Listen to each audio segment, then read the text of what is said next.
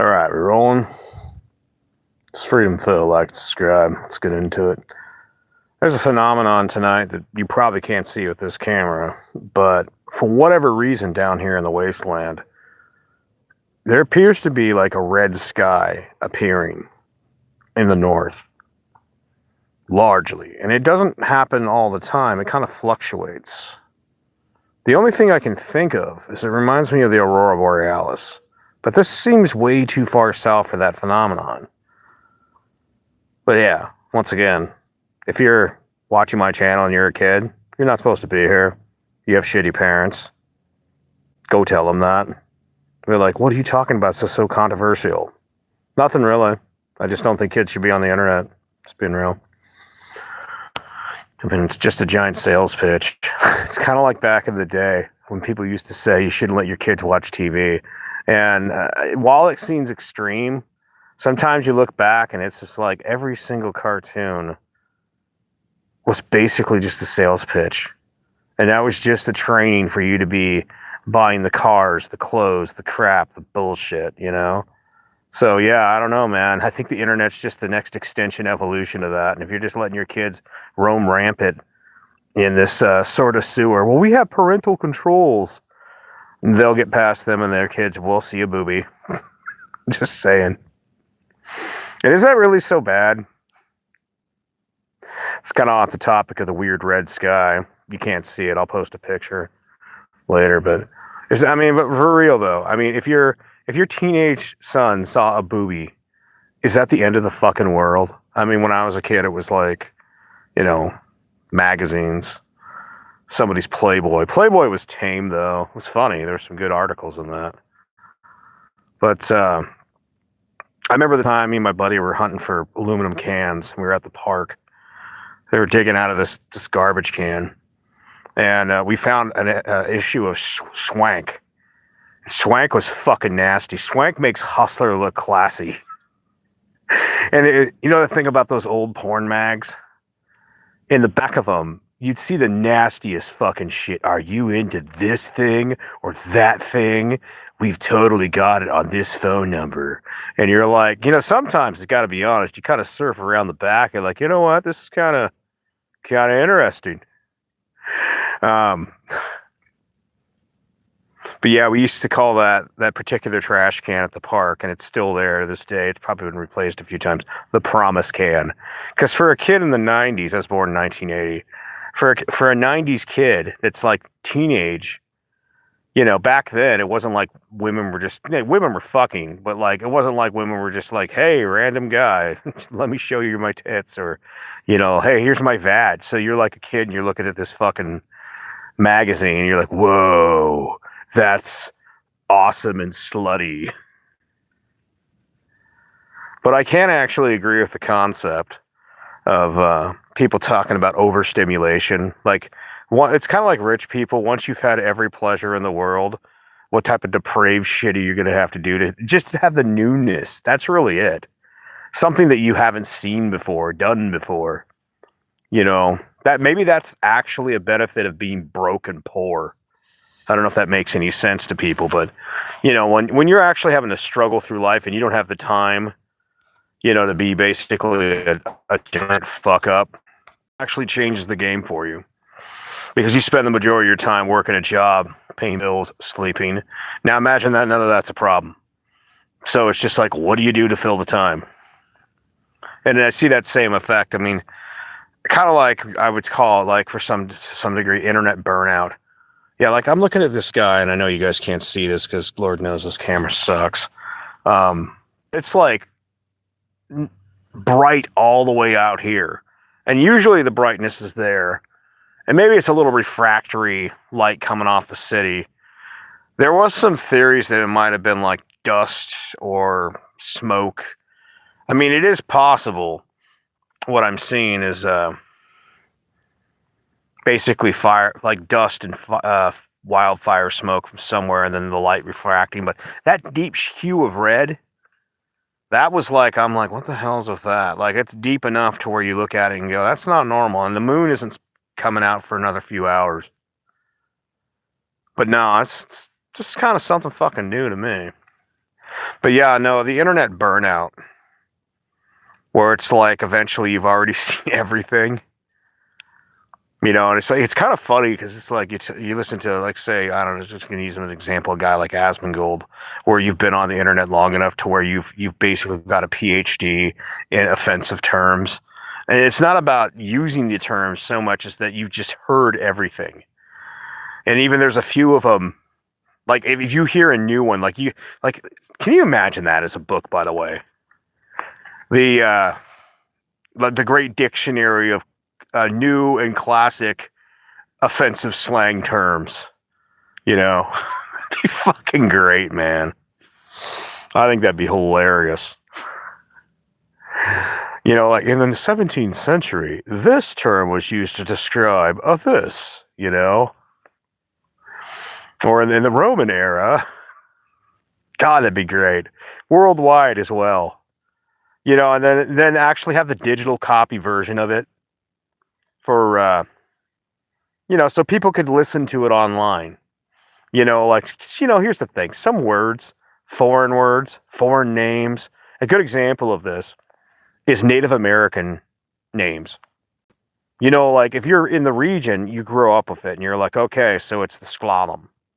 And, it's not spelled, it's not C, it's not K, it's Ska, And, if you know that, or Squamish, or, like everybody knows Navajo, but, okay, let me tell you something that's kind of funny about this.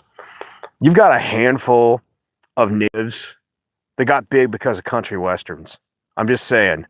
They had a legend behind them, but there's so many small Native American groups, bands, tribes, kind of regional areas, where if there wasn't something they got famous for, they're just some obscure, weird name that no normal person that just showed up pronounce, And that's like the thing. So with the dictionary of modern and classic antiquity to antiquity, offensive slang terms for whatever. Have the digital version where they just pronounce the word, like it describes it. Like, can you think of a term for dim-witted tart? Dim-witted, like daffer bitch. Like something from like the Middle Ages or Egypt. Ancient Egyptian slang terms. I think that'd be fucking hilarious. And then, you really know if someone busts one of those really old ones out, describe, if you actually fit the bill. And then people are like, what the hell do they say? No, that's upper crust fucking level of like, I don't want to say prejudice or racist, but just overall douchebaggery, or just like, like calling someone a dumb cunt, but using a term. Like think about this. So there's an African tribe out there in the middle of the jungle or the savannah that has a term that we've never heard for the term dumb cunt. I would like an entire dictionary of that and the digital version so you can hear what the word sounds like, along with the click noises and everything. I think that would be hilarious. And we bring it back to, this is part of the reason your kids shouldn't be on the internet, because my God, they might see a boobie and they might hear an offensive term and then they'll regurgitate it at school. And why can't we just be honest about the entire situation? Parents are fucking lazy. And they want to shove their kids in front of a screen so they can get a few minutes to actually be a person. You spend all day, whether it's working or dealing with bullshit. I mean, even if you're not working and you're just a homebody, shit, cooking a bunch of food and cleaning the house, doing the laundry. It's not like it's the mission impossible, but still, it takes up time. It takes up a lot of bullshit, organizing crap, going to the grocery store. It's a job in its own way. And then your kids get home and it's just like, hey, what amount of random chaos are we going to deal with now? Yeah, just throw them in front of the screen. And that, back in the day, you know what TV, actually, it's kind of a joke when I do the medieval fairs, but they'd say, the parents would go, kids, watch medieval TV, which would be called the fire. Medieval TV, look at the shapes in it. Yeah, if you're drunk enough, you can see some cool stuff in that. You look at the coals and you're like, whoa. Do a little hallucinogens or some shit. But yeah, what was TV before radio, books, all that? And books are pretty okay. Books were kind of TV, but it's called going outside. So parents are always, if your kids, and here's another thing, kids just being able to play is a normal thing. Oh, fuck that. Yeah, yeah. If the kid was old enough to do something useful, you're probably way back in the day in the ancient times.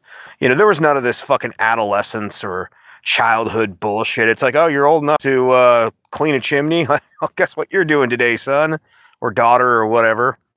You're old enough to work a sewing machine. Yeah, I'm sorry, but that was most of human history. And if you go to second or third world countries, there's sweatshops. It still is part of society. Ming Ling had dreams at one point in her head. Oh, those are gone now. Those are gone. Haji or Punji had plans for his life, and then reality slapped him in the face, and now he's building fucking Nike shoes in India or some shit, We live in a very blessed era in the sense that we can literally waste time in front of a fucking TV, waste time in front of video games, radio, whatever. And this, I want to take this a little deeper. Is it wasted time? If and a lot of people would say, well, you could be working and making money. But let me throw this out there. If you work and make money, but you piss away most of your money on dumb shit, it's like, consumeristic, stupid shit like, man, I want that next car, even though our car runs fine. Like just what I said the other day about the food bank. People driving in there with SUVs that I won't say were Escalade level, but they weren't far from that. They were like, used probably $35,000 to $40,000 of fucking SUV there, and they're at the food bank. This is what, if you spent your time working just so you could buy an overpriced people mover, can you really judge someone who's not working and just playing video games? I mean, in my opinion, you're both wasting your time. Well, we have this overpriced people mover. Yeah, but the moment you, even used, the moment you take it off the lot, isn't that funny? The moment you own it, it loses value. So why are you paying more for it than you need to? And then the question would be, could say, if you go out and work, save your money really well and invest it, and your money's making you money, and to where you get to the point where, frankly, because you're a minimalist, you don't have to work, then whether you choose to work because you don't really need the money, or choose to just go hiking, play video games, go fishing, grow a garden. I mean, let's be honest, growing a garden, it's more of an enjoyable pastime than it is about the food. Food's not really that expensive. You're just growing better, probably tastier vegetables in your yard. But think of all the time you spend. You could make how much money? But for a moment in your life, think, what if we don't need the money? And that's where it comes back to the whole concept. I mean, because people are so damn inefficient, the attitude is like, well, just plop my kid in front of fucking Barney, Dora, whatever, and then whatever TV shows, sales pitch bullshit, and my God, American Puritanism, still to this day, oh, your child saw a booby. Oh no. But then you take it to the level of the internet where you see these kids that are like, they're not even 16 and they have internet burnout. Think about that for a second. So it's just like, go have Little House on the Prairie TV. What's that? Go outside, poke something with a stick. Go outside and actually play. There's something kind of refreshing about that, by the way. You gotta ask, why were people skinnier back in the day? Lack of food, and people actually did stuff outside. Oh yeah, and everybody was working a lot. But yeah, this red sky shit that you clearly can't see because, yay camera, it's really kind of weird. And then it must be some dust or something, who fucking knows. It's the first time I've ever seen that down here. Anyways, Freedom Phil, take it easy. I got other shit to do. Peace.